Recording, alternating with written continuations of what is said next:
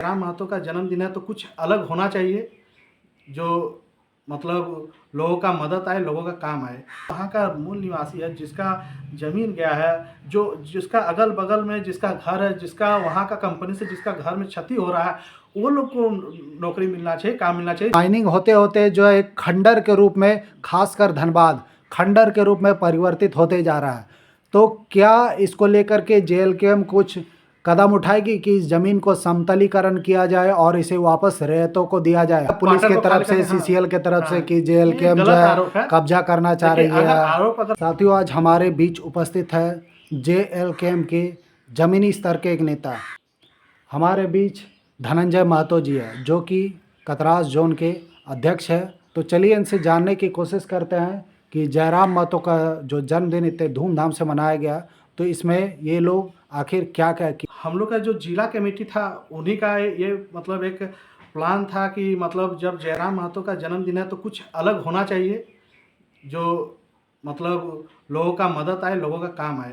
पहले तो टाइगर जयराम दा रक्तदान दिए, उसके बाद धीरे धीरे जितने भी कार्यकर्ता थे सभी ने रक्तदान किए। आप लोग सुन सकते हैं साथियों कि जन्म दिवस के दिन जो है लोगों को जीवन देने का कार्य किया। तो अगर आप इस दिन अगर किसी को अपने रक्त से जीवन देते हैं तो इससे अच्छा कार्य और क्या हो सकता था। अगर ये 2-4 दिन पहले अगर ये कार्यक्रम का अगर चर्चा होता तो हमको लगता हजारों हजार लड़का आके डोनेट करते, लेकिन क्या करेंगे, हम लोग को टाइम भी नहीं मिला। फिर भी जितना लड़का हम लोग गए हैं सभी ने अपना ब्लड डोनेट करके और इस पल को यादगार हम लोग ने बनाने का कोशिश किया और बहुत अच्छा तरीका से हुआ।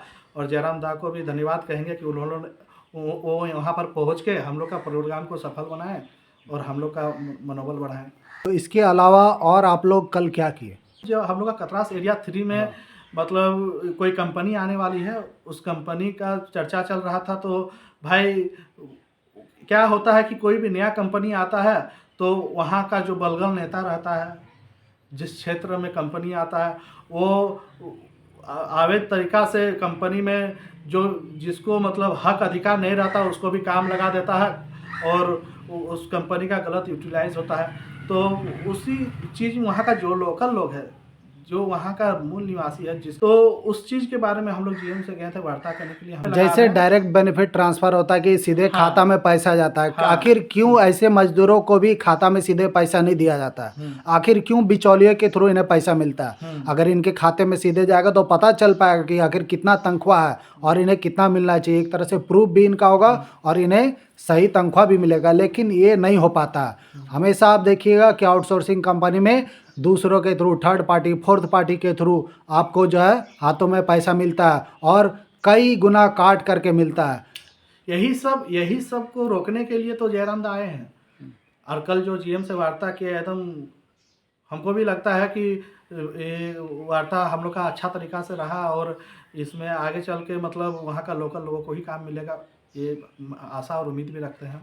साथ ही साथ जैसे हम लोग देखते हैं कि धनबाद या झारखंड में माइनिंग तो बहुत ही जो है तेज़ी से हो रहा है, कई वर्षों से हो रहा है और माइनिंग होते होते जो है एक खंडर के रूप में, खासकर धनबाद खंडर के रूप में परिवर्तित होते जा रहा है। तो क्या इसको लेकर के जेएलकेएम कुछ कदम उठाएगी कि इस ज़मीन को समतलीकरण किया जाए और इसे वापस रैयतों को दिया जाए? जी बिल्कुल, इस चीज़ों को लेके एक बार हम लोग ज़रूर बैठक करेंगे।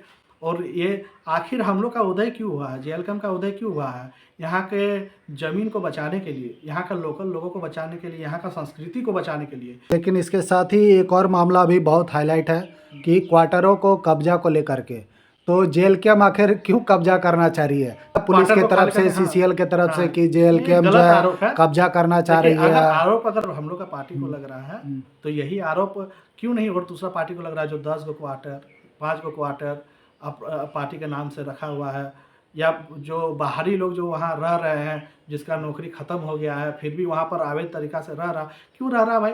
अगर वहाँ का लोकल आदमी लोग को क्वार्टर अगर दे दिया जाए, जो वहाँ का विस्थापित लोग है वो दे दिया जाए तो उन लोगों का कितना मदद हो जाएगा।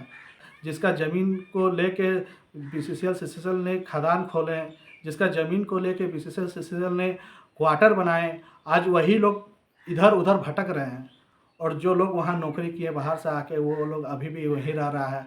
तो क्या आपको ये नहीं लगता कि इस विषय में कुछ चर्चा किया जाए? तो अगर इस तरह जी, होता है तो बिल्कुल हम इस लोग का पर पार्टी से हाँ। हम लोग का पार्टी के जितने भी कार्यकर्ता है इस चीज़ के लिए एक बैठक करेंगे और इसका आंदोलन भी करेंगे कि जो क्वार्टर या जो ज़मीन बीसीसीएल सीसीसीएल या कोई कंपनी को जब ज़रूरत नहीं है, अगर वहाँ पर कुछ नहीं हो रहा तो वहाँ के जो रैयती लोग हैं उसको वापस कर दिया जाए।